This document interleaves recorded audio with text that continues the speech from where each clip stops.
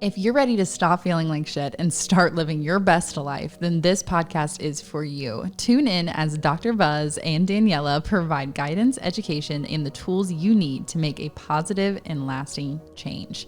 Doctor of Chiropractic Medicine, Regenerative Medicine, and Functional Wellness, Dr. Buzz has 24 years of experience changing people's lives.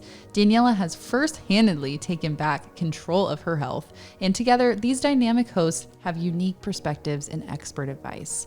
Get ready to transform your mindset, take charge of your well-being, and discover the key to changing your life forever. Welcome to Stop Feeling Like Shit, where the power to change is in your hands.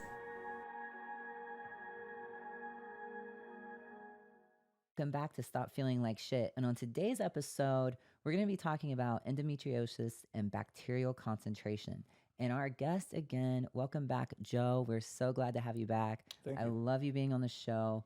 I love listening to you. So for all the listeners who are just joining in and they don't know much about you, tell us what you do at Buckeye. Give us a little history of your background. So I am the clinic director for Buckeye Anti Aging and Aesthetics. So I oversee bioidentical hormone replacement therapy, sexual medicine, medically assisted weight loss, functional medicine, obviously being a big piece of that, and then anything we do aesthetically. Okay. Right. Best way I can describe age management medicine is we are reactive, we're proactive, not reactive, which means we are doing advanced techniques, testing, and intervention, trying to facilitate our patients having as much information and education as possible to make informed decisions about their health care and improve long-term health outcomes. I love that. Awesome. Yep. So tell us, Joe, what is endometriosis? So tell us. So endometriosis is a really unfortunate condition that you'll see about 10% of women worldwide will deal with. Essentially, endometriosis is a condition where tissue that's like the endometrial lining of the uterus starts to grow outside of the uterine wall. So most patients will think of the uterine lining, that's what sloughs off during menses. Essentially, this tissue will grow outside of the uterine tissue, and it can start to envelop not only the reproductive organs like the ovaries and the uterus and the fallopian tubes, but in more extreme examples, it can start to surround other organ systems. It can be problematic for the GI tract. It can surround the colon and other tissues like that as well. The problem with endometriosis is it's generally very progressive in nature because unlike the endometrial lining of the uterus, there's no means for it to slough off during menses, so it continues to grow more aggressively. And over time, as that growth continues, you'll see the formation of adhesions and scar tissues that can form between those organs. They can form around the colon, and it, of course, becomes extremely uncomfortable and painful for patients. Okay, yeah, I was going to say, must be painful. And so is this something that people can get rid of? Like, what's it? Is there treatment? What's the treatment like? So, unfortunately, right now in the traditional medical system, treatment is largely reactive symptom management. Pain management, intervention, NSAIDs. Sometimes early onset, you can see docs will use birth control to try to regulate that. But again, the issue is that it's outside of the uterus, so that tends to be minimally effective. And really nothing there is going to get rid of the root cause. No. You're just treating the symptoms. Right. They're just treating symptoms. So no, it's something that traditionally doesn't go away with normal medical intervention. It's just kind of symptom management, which unfortunately is, you're kind of chasing your own tail there. Right. Yeah. Right. And there's a lot of things that can be contributory. One of the more widely accepted theories is that it's caused by retrograde menstruation. Okay, essentially the tissue sloughs up the fallopian tubes and into the pelvic cavity instead of sloughing with the endometrial lining. But things like PCOS may exacerbate risk or genetic propensity, but yeah, there's not a lot of good treatment options in traditional medicine that are available to patients right now other than symptom management. Mm-hmm. Okay. So what do they do when they come to Buckeye with endometriosis? So at Buckeye, we're always trying to find something else that can mitigate symptoms or something that is maybe outside of the realm of normal medicine. And there's some basic interventions. We do see patients have some success with maybe a cyclic bioidentical progesterone. It's not necessarily going to change endometrial growth outside of the tissue, but we know that endometrial thickening is driven by estrogen. So sometimes balancing those appropriately can help. Sometimes you see more natural means of inflammatory management, whether that be things like BPC 157 can help, or even high-dose turmeric and curcumin. So those are more symptom management. One of the things that we're really interested, though, is root cause.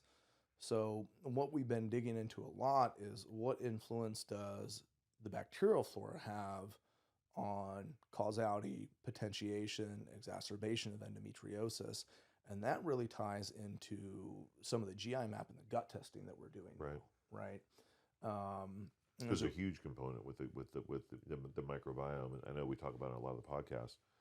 People don't realize how important the microbiome is. 90% of the cells of your body lie within that microbiome, and it controls lots of important systems, including this right here. Yeah. So you look at, I always tell people that they say, well, what's the microbiome? I said, well, that kind of refers to the extraordinarily diverse ecosystem that is the balance of all the bacteria in your GI.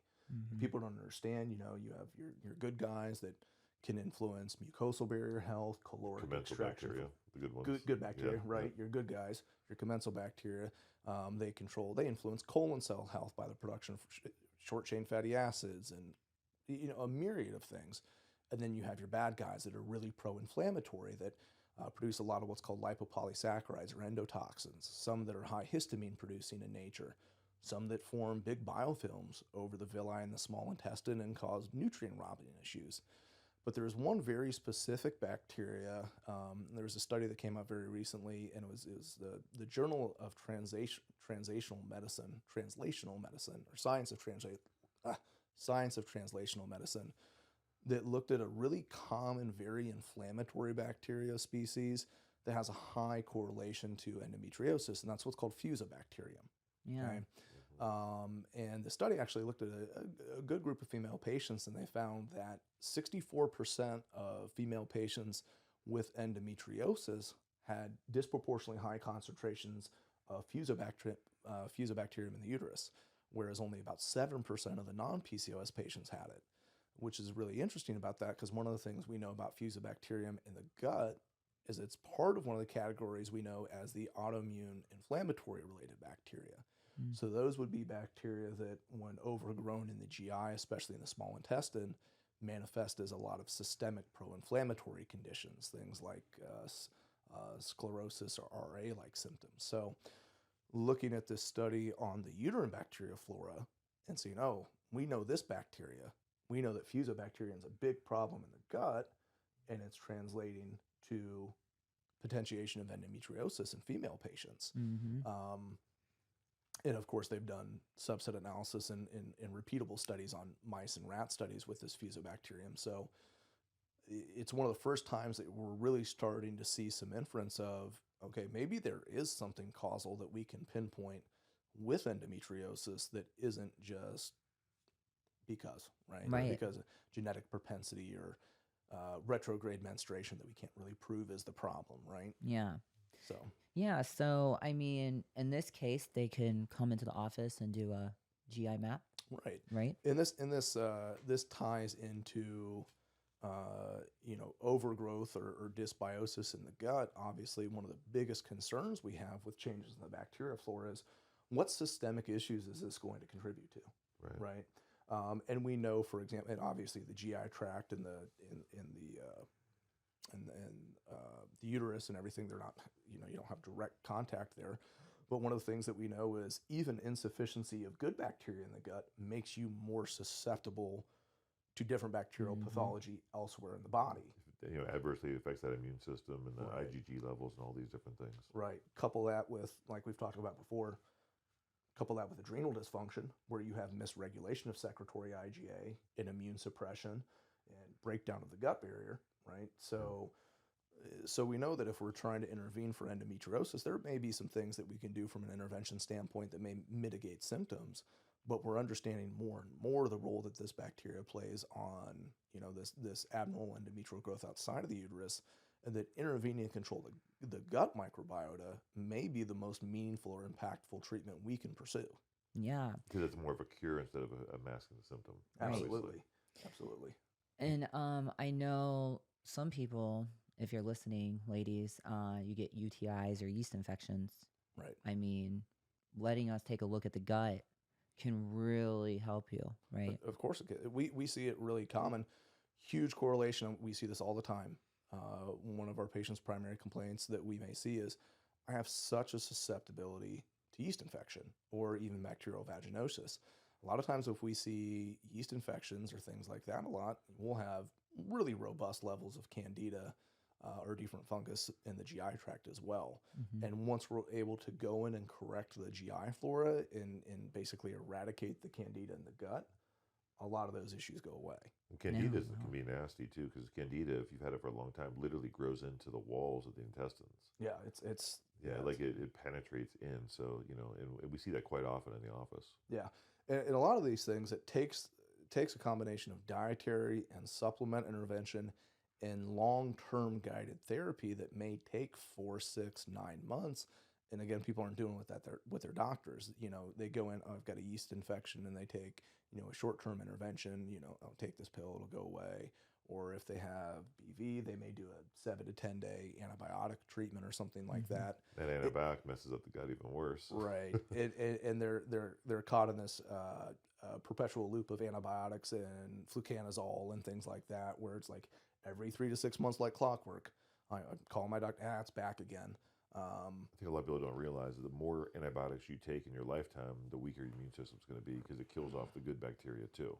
Well, and you have, even with that, you run into the issue of antibiotic resistant. I mean, we had a patient recently that, obviously can't ever say a patient name, but they had Lyme disease, right? They had been, which traditional intervention for Lyme disease is pretty high dose, long-term intervention with antibiotics. Well, he felt better for a little bit. He came in and saw us because he felt terrible because he had C. diff from antibiotic overexposure. It killed off all the good bacteria. Killed off all the good bacteria, right? So, yeah, so you feel bad for these patients.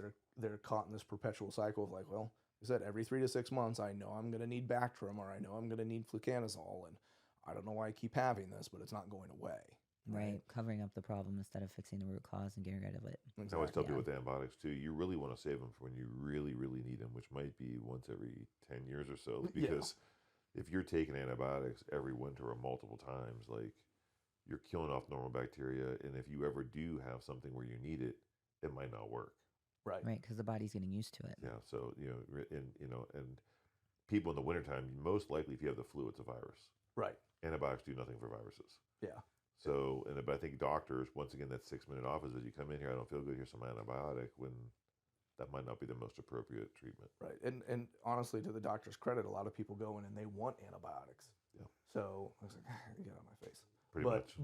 But you know, and you run I'm into, paying $50 for this doctor visit, you better give me you something. better give me an antibiotic. I better not go home and be sick for another 7 days. And you tell me I have to come back when I'm still sick, right? So I get it. You know, it's pretty common. But I always tell people, antibiotics, they're not smart missiles. They're not tactical strikes. It's a nuclear bomb. You know, antibiotics don't know what to kill and what not to kill. It's just like dropping a nuclear bomb in your gut.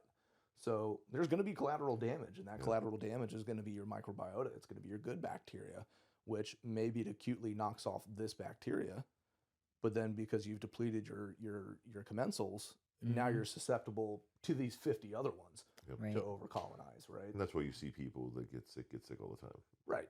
Yeah. Just constant nagging, lingering. I've had a cough for 9 months type of stuff. Yep. Yeah. Right. Yeah. So this testing is pretty simple. So if someone has endometriosis, they're listening, what's the process? So if somebody's having endometriosis, you know, we definitely want them to come into the office, and there could be a number of diagnostics that we do. Obviously, we're still going to look at the ovarian hormone profile. We're going to look at the adrenals. We're going to look at anything that could be contributory. In regards to the GI, though, specifically, generally what we like to do is what's called a GI map.